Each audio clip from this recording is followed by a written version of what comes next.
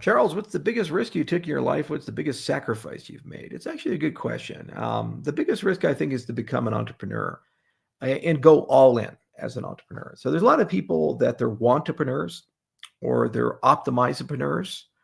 And entrepreneurs are basically people, they want the money or the outcome of being an entrepreneur, the lifestyle, but they don't want to pay the price. And optimopreneurs, they want to build something as an extension of something. And typically they come out of a company.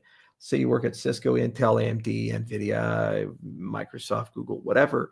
You're doing something and you realize there's a hole in the product roadmap and you go and build that thing that's in the hole of the product and then you get acquired to complete out the product roadmap. All the time people do this. They make fabulous money when they do it well. But a true entrepreneur says, I want to do something new, different, and so different that it'll change everything.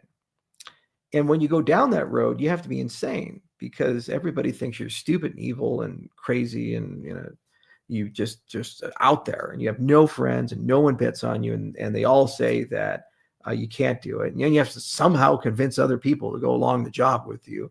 And you take enormous risk, especially if you're in gray areas because you take regulatory and potentially even criminal risk. Like think of Bitgold or eGold or these guys. And then you get to the other side, let's say you do succeed, then the sacrifice you make is you lose your privacy, your autonomy, and you become a two-dimensional person. You become a made-up fantasy person. For the rest of time, Steve Jobs is Steve Jobs, as you know him. He's not Steve Jobs. He's Steve Jobs. So we never actually knew who he was. Only the people around him knew. We just knew who we perceived him to be. You lose a part of yourself. For the rest of my life, no matter what I do, what I accomplish, there's a group of people who are so thoroughly deranged, they're going to think I'm a bad actor for the rest of my life. And that group will not be small. As I get bigger, it'll grow and grow and grow and grow until it's a meaningful percentage of the world. 5%, 10%, 15%. Look at Elon Musk and Bill Gates, opposite sides of the political spectrum.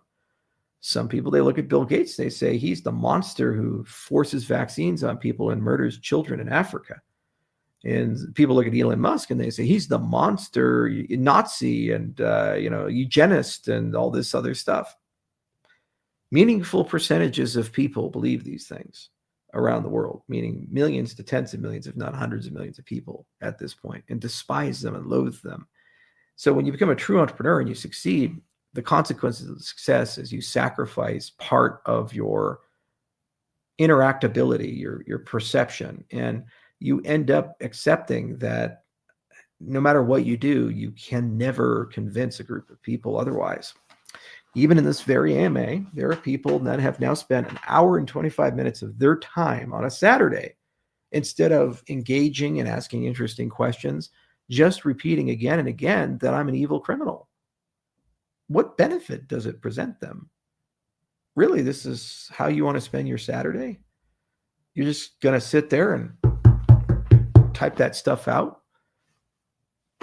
They just feel justified with that, like it's a good thing. And now scale that up to millions and millions. And eventually there's some place you can't even go anymore. Your safety's at risk as a result for it. So careful what you wish for. And anybody who wants to be an entrepreneur, you have to decide where on the spectrum you truly are. Are you a wantrepreneur, just want the outcome and the money? Are you an optopreneur? You just want to optimize something, complete a product, make some money from that? Or are you a true entrepreneur? Are you going to change something?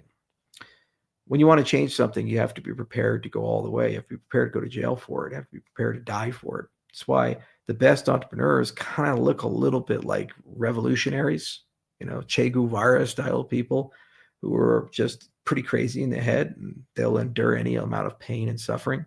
That's why the bullet ant thing was so fun. I went down to the Amazon, put my hands in gloves of bullet ants, and everybody's like, oh my God, how did he survive? That's so painful. I say, that's Tuesday for me, guys. Just look at this week. 600 articles, 50 plus million views saying I'm the world's worst human being. I sold $600 million. That's just this week. What's going to happen next week? It's like Kavanaugh, Vic Mackey in The Shield. He's like, tastes like piss. They're just pissing all over us. What does it taste like? What's it going to do today? What's it going to do tomorrow? So that's the greatest sacrifice. And you have to not make it for yourself. You have to make it because the thing you want to do, you want to leave behind. And you think the world deserves to have that thing. Because you also have to know when to step away. And if it's just about you, you never step away. If it's about the world, then it's kind of actually easy to do that and move in a different direction.